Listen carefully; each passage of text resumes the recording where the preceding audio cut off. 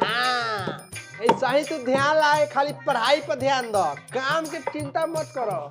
जब तक बाने लूटक तब तक काम के लूट ली है अकेली। बुझाई? पढ़ावो पढ़ावो मुड़ी पर चढ़ावो। जहिया उड़ जाई नु मुंह कोरिए गिर जाइबो।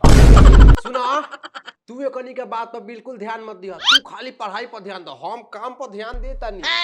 लेकिन तारा पढ़ लिख के नौकरी हासिल कर लेवे के बाद ओकरा बाद देखो हम के राज करत नहीं, ऐश करम ऐ। केहू बाजी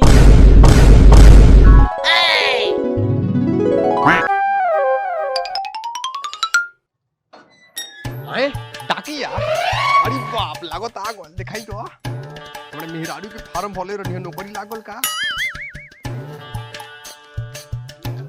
हां लियो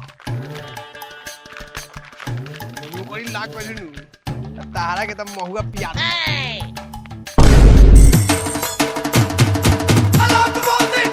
हमरा मेहरारू के नौकरी लाग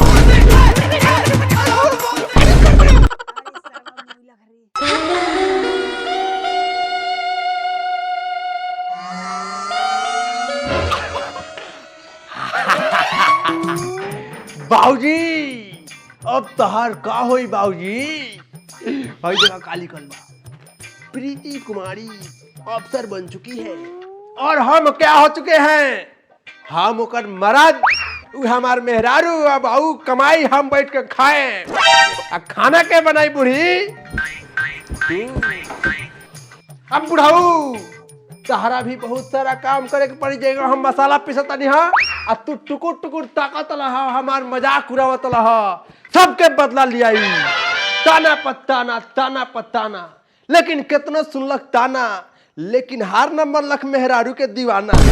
बुझाइल? अब हम हो गइल बनी अफसर पति, अब दोनों बूढ़ा बूढ़ी के करदम जीवन छती। अतना काम करवाएम कि तहनी लोगन बाप बाप चिल्लाइबा लोगन कि बउआ अब छोड़ दे, बउआ अब हमनी के माफ कर दे। लेकिन बउआ माफ ना करी, काहे कि तहनी लोगन बउआ के बहुत दुख देले बड़ लोगन। हमरा देवी जैसन मेहरारू के तहनी लोगन बहुत ताना मरले बड़ लोगन। अरे हमर मेहरारू, अब तो हम तहार चरण धो के पिए आ तहरे कमाई पर राजा जैसन जिए, काहे कि हम हो चुकल बनी अफसर पति।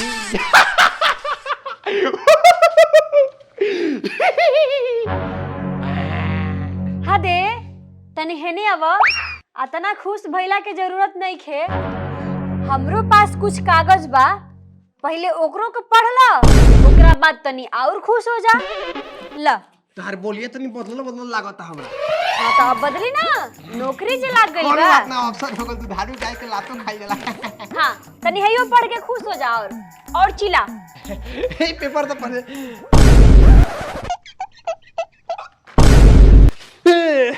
ई काहे खाती मजाक करता रे?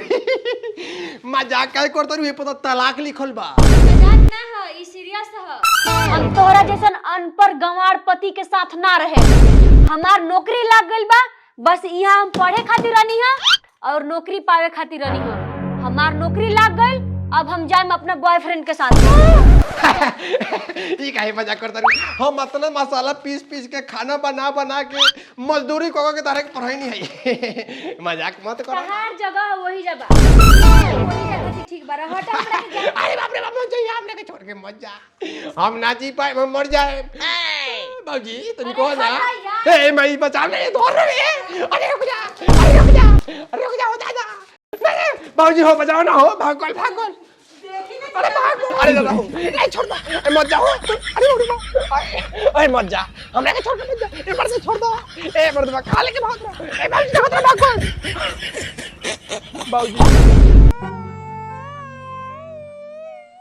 बाबूजी भाग गइल। काय गइल? चलो मेरा भी हमर भाग गइल बाबूजी।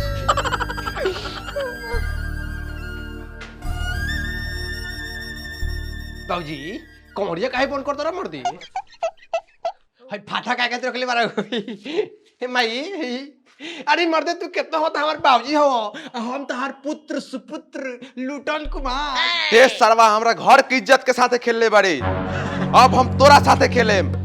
तोरा के हम कितना बेर कहनी कि औरत के जगह चार दीवारी के अंदर होला, लेकिन ते ओकरा के छापरा पटना घुमावे लगले हाँ? मारी